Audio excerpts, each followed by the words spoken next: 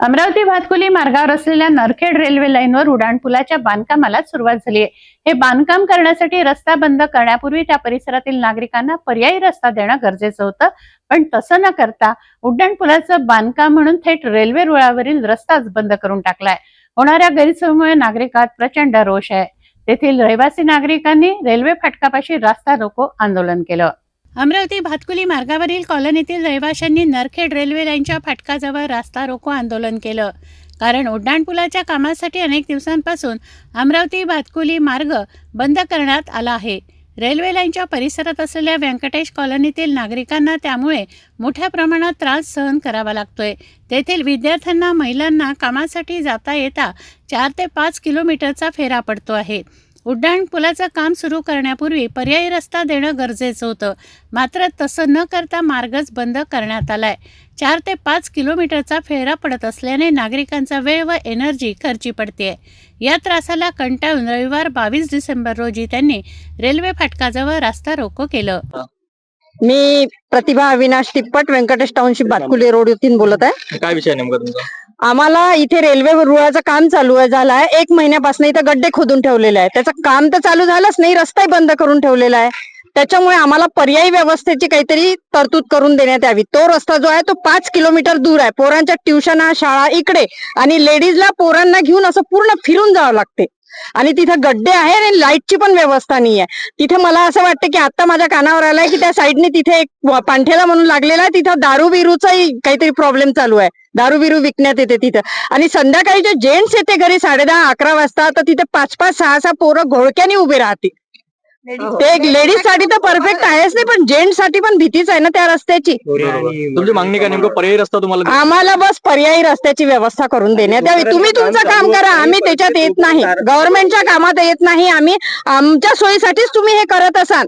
तुम्ही याच्या अगोदर मागणी केली होती काय? आम्ही याच्या अगोदर रवी भाऊकडे निवेदन दिलं होतं, पण अजून ते 8 दिवस झाले, ते पण आमच्यापर्यंत पोहोचले नाही। अधिकाऱ्यासोबत बोललो असं त्यांचं बोलणं चालू आहे।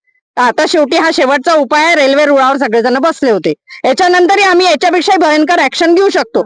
उद्या आम्ही आयुक्तालयात जातो, बंडेरा मध्य रेल्वे जिथे तिथे ऑफिस आहे तिथे आम्ही एक निवेदन देतो। याच्यानंतर 2 ते 4 दिवसात कारवाई झाली नाही तर आम्ही अजून इथे रेल्वे रुळावर आमचं ठरलेलं आहे सगळ्यांचं पूर्ण करून। आम्हाला दिसलं तर पाहिजे की तुम्ही काहीतरी करून राहिले म्हणून। नुसतं दोन्ही साईडनं खोदून ठेवून दिलं, लोकांना प्रॉब्लेम होते ना। 2-3 तिथे ऍक्सिडेंट झालेला आहे। या पोरी संध्याकाळच्या ऑफिस मधून येते, हे पोरगी 9-9, 10-10 वाजता घरी येते। इथे प्रायव्हेट ड्युट्यावाले लोक आहे ना, पोरींना माफत तो रोडच योग्य नाही ना। एक तर डीपी रोड असा बनलाय, तिथला तो शिवलीलाच्या तिथं खड्डे करून ठेवून दिलेले आहे, कामं करून ठेवून दिले आहे, ढिगारे टाकून ठेवून दिलेले आहे। मी आशिष बबनराव अतकरे, माझे नगरसेवक गडगडशेव प्रभाग। मागच्या 1 महिन्यापासून भातकुली रोडला जाणारा जो हा रोड आहे मेन, या भातकुली रस्त्यानंतर इथं रेल्वे क्रॉसिंग आहे, आणि या रेल्वे क्रॉसिंग मध्ये इथं अंडर बायपास म्हणजे लोकांना जाण्या नाही करते की अंडर भुयारी मार्ग करणार असं रेल्वेकडनं म्हणण्यात आलेलं आहे। त्यामुळे काय झालं की या ठिकाणी त्यांनी मागच्या 1 महिन्यापासून दोन्ही साईडला रस्ते खोदून ठेवले, आणि रस्त्यात लोकांचं जाण्याचा जो विषय आहे तो पूर्ण थांबून गेला।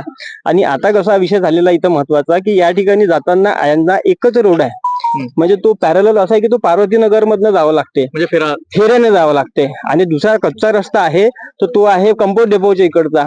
कंपोस्ट डेपोच्या इकडचा हा थोडासा धोकादायक आहे। त्या दिवशी आम्ही आयुक्त साहेबांना म्हणजे वानकर साहेबांना भेटलो, आणि त्यांना म्हटलं की तात्काळ आम्हाला त्या रस्त्याला तुम्ही डांबरीकरण करून द्या, जेणेकरून लोकांना जाणं येणं करता येईल। कारण की काय होणार, कंपोस्ट डेपोच्या जाणाऱ्या गाड्या ह्या त्या रस्त्याने चालल्या, काही लोकांचा विरोध आहे, काही लोकांनी निवेदन दिलं, आणि त्या रस्त्याला इलेक्ट्रिक व्यवस्था नाही, पाण्याची व्यवस्था नाही, रोडवर पूर्ण डस्ट उडते। हा 2 मिनिटं। आणि तो रस्ताही खराब आहे, तिथं प्रकाश व्यवस्था नसल्या तिकडे लोकांच्या जीविताला धोका निर्माण झालाय।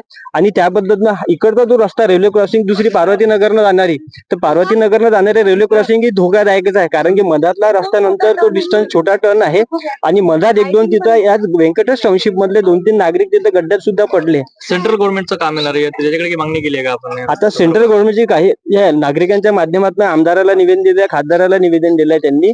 त्यानंतर यांना 1 महिन्यापासून यांनी काय केलं, रस्त्याच्या दोन्ही साईडला रस्त्याचं खोदकाम करून रस्ता सोडून दिला, आणि कामाला गती देण्यात आली नाही। आणि त्याच्यामुळे काय झालं की नागरिक हे पूर्ण एकदम संतप्त झाले, आणि सगळे आज या ठिकाणी बनले की जोपर्यंत आम्हाला या जागेचा निर्णय देणार नाही तोपर्यंत आम्ही या रस्त्यामध्ये काम चालू जेव्हा होईल पण आम्हाला रस्ता तात्पुरत्या स्वरूपात तुम्ही मोकळा करून द्यावा अशी यांची मागणी आहे. अमरावती भातकुली मार्गावरून नरखेड रेल्वे लाईन गेली आहे. अमरावती शहराचा मोठा विस्तार झालाय. या रेल्वे लाईनच्या परिसरात कॉलनी झाल्या आहेत. या कॉलनीतील नागरिकांना येण्या जाण्यासाठी रेल्वे फाटकाचाच एक मार्ग आहे. रेल्वे लाईनवर उड्डाणपूल बांधायचा तर रस्ताच बंद करायचा. या कामाच्या पद्धतीला नाव तरी काय द्यायचं असा नागरिकांचा प्रश्न आहे.